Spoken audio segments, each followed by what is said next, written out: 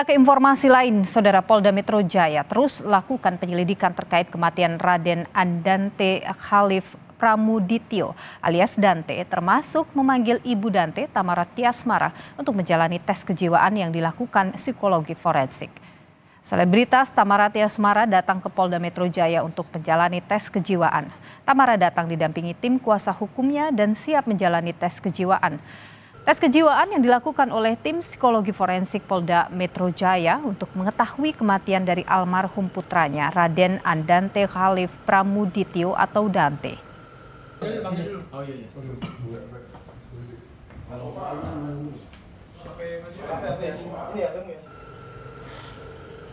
Saudara, polisi belum juga menemukan motif pembunuhan Dante. Pengamat hukum pidana Universitas Tarumanegara, Heri Firmansyah, menyebut bahwa motif tak penting lagi. Kasus pembunuhan Dante sudah terlihat akibat materialnya, yakni hilangnya nyawa seseorang.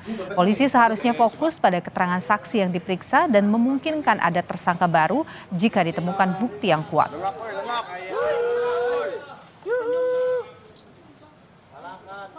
Berkaitan dengan motif meninggalnya Dante, saya rasa itu tidak terlalu menjadi bagian penting untuk membuktikan bahwa kasus ini adalah suatu pembunuhan, karena yang penting adalah akibat material dari perbuatan tersebut, yaitu meninggalnya Dante, itu sudah terpenuhi. Awal dari pihak kepolisian untuk bisa membuktikan adanya kesalahan, bahkan dugaan adanya tindak pembunuhan yang dilakukan secara berencana oleh si pelaku. Jadi masih sangat terbuka adanya pelaku lain hasil dari perkembangan penyidikan pihak kepolisian. Terima kasih.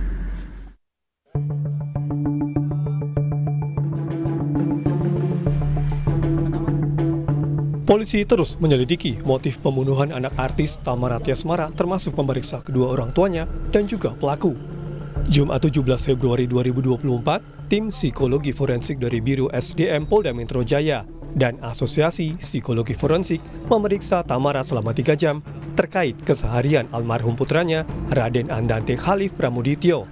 Tamara membenarkan dirinya dan pelaku mendatangi kolam renang 5 hari sebelum kejadian untuk mengecek kondisi air dan fasilitas kolam renang tersebut. Jadi sempat survei kolam renang ya, Tamara? Sempat tanggal 20. Itu hal yang wajar untuk orang yang kenal aku. Jadi mau main playground aja, aku harus cek dulu playgroundnya bersih apa enggak. Jadi apalagi berenang, itu hal yang wajar sih. Orang dekat aku tahu aku seperti apa. Oh, memang itu hal kamu ya? Dan tes sakit aja, obatnya per berapa menit harus saya catat ya. Sebelumnya, Selasa 13 Februari 2024, tim Asosiasi Psikologi Forensik Indonesia memeriksa ayah kandung korban Raden Andante Khalif Pramudityo, Angger Dimas. Pemeriksaan dilakukan untuk mengetahui motif terhadap kematian anak kandungnya. Saya terus akan berjuang demi anak saya. Yang pasti tadi informasi dari penyidik, ya saya minta sih seadil-adilnya, seberat-beratnya. Senin 12 Februari 2024, polisi telah melakukan pemeriksaan psikologi forensik terhadap tersangka Yuda Irfandi hingga 2 kali untuk menyelidiki motif dari pembunuhan Dante. Tim Liputan Kompas TV, Jakarta. Saudara, polisi sudah memeriksa kedua orang tua Dante, yaitu selebritas Tamara Tiasmara, ayah korban Angger Dimas, termasuk juga pelaku Yuda Arfandi. Dan polisi saat ini terus menyelidiki motif sebenarnya dari pelaku. Kita kupas bersama dengan psikologi klinis atau psikolog klinis forensik Cassandra Putranto. Mbak Cassandra, selamat sore.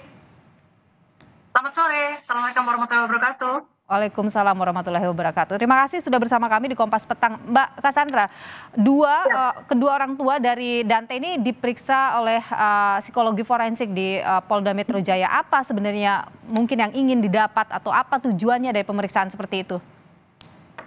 Pada dasarnya psikologi forensik itu adalah sebuah cabang ilmuwan yang memang ditujukan untuk membantu dalam proses pengadilan dan peradilan. Nah, dalam hal ini ketika diminta untuk melakukan pemeriksaan di dalam sebuah kasus yang kita sedang bahas saat ini adalah kasus pembunuhan, tentu diharapkan bahwa hasil laporan dari psikologi forensik ini bisa membantu membuat terang perkara.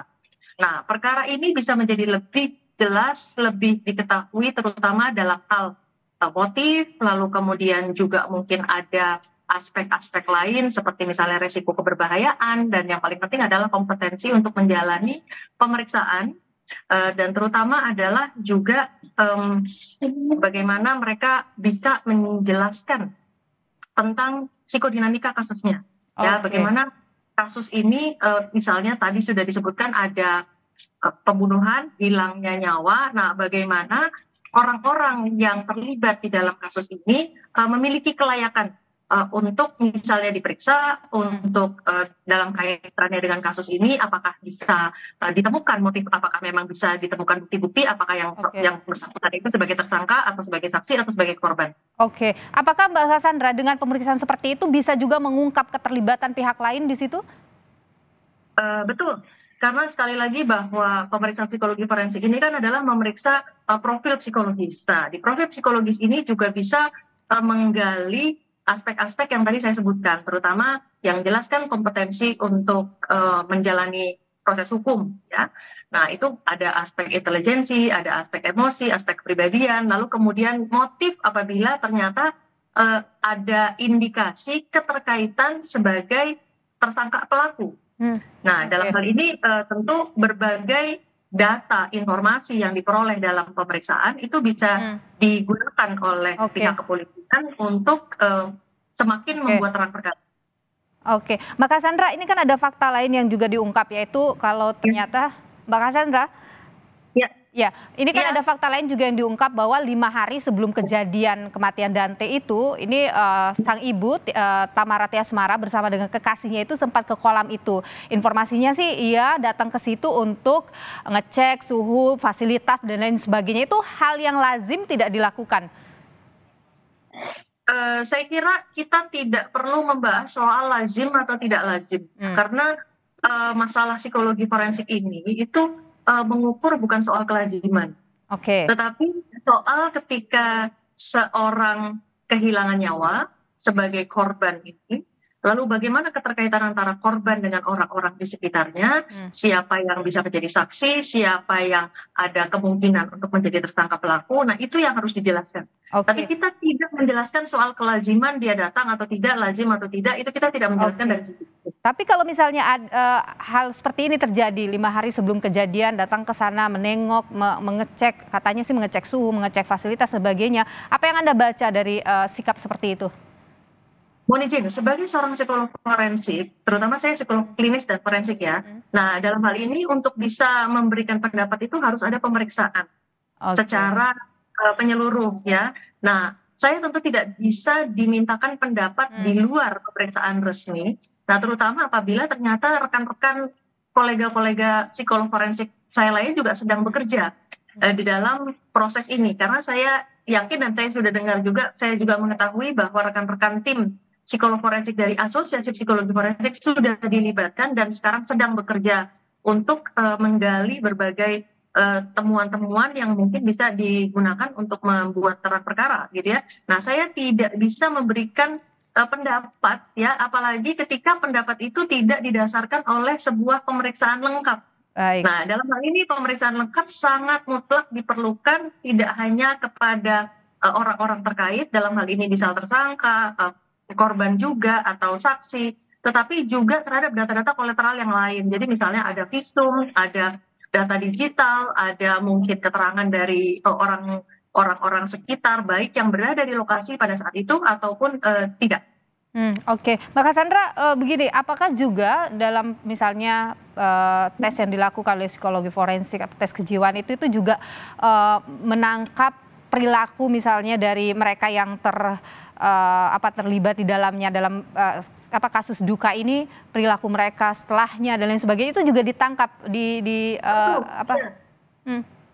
Iya, tentu ditangkap, semuanya akan diperiksa, diassess, dianalisa dan dipastikan bahwa memang ada keterkaitan dari berbagai perilaku tersebut dan tentu saja dikaitkan dengan motif lalu kemudian sampai dengan adanya hilangnya nyawa korban itu. Oke. Baik, jadi berarti artinya dari pemeriksaan psikologi forensik motif juga nanti bisa didapat juga gitu ya Mbak Cassandra ya?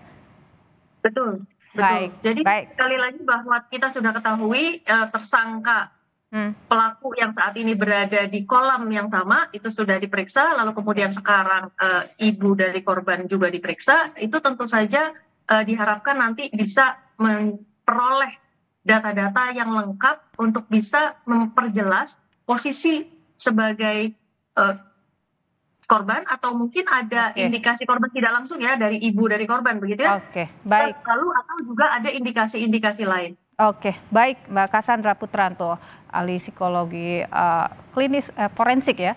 Terima kasih sudah berbagi pandangan di Kompas Petang. Sehat selalu Mbak.